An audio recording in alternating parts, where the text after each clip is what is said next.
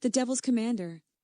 The Second World War was an age of industrial slaughter, vast armies, tanks, bombers.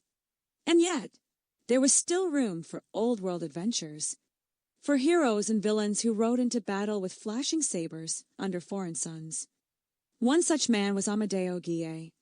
To his men, he was a leader of courage. To his enemies, he was the devil's commander.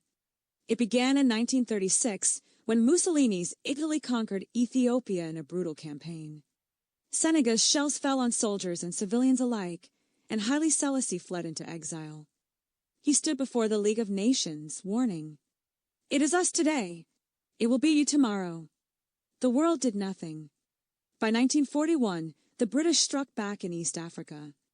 At dawn on January 21st, their advance guard, the Gazelle Force, rode into a trap. The ground thundered with hooves. Out of the dust storm came hundreds of cavalrymen, sabers high, charging straight through the British camp. Shells exploded, rifles cracked, and in the chaos, British guns turned on their own. It was the last great cavalry charge the British Army would ever see, led by Guillet himself. When the Italian front collapsed, most officers surrendered. Not Guillet. With a band of loyal Eritrean horsemen and his Ethiopian lover Khadija, he fought on behind enemy lines for 9 relentless months. They raided convoys, ambushed patrols, and melted into the mountains before the British could catch them. The British put a price on his head. £1,000, a fortune for any soldier. But no one betrayed him. Loyalty, it seemed, could not be bought. In 1943, Guillet slipped back into Italy disguised with a forged beard and a Red Cross passage.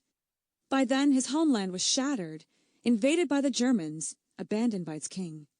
He traded his saber for a spy's codebook, serving the Allies until the war's end. After the war, Guillet became a diplomat, Jordan, Morocco, India. He dined with kings, laughed with old enemies, and lived to see his 100th birthday. And in his final years, he looked back and said, "War was a mistake, but it was my duty to fight. A cavalryman in the age of tanks, a romantic in the age of ruin. The devil's commander, Amedeo Guillet."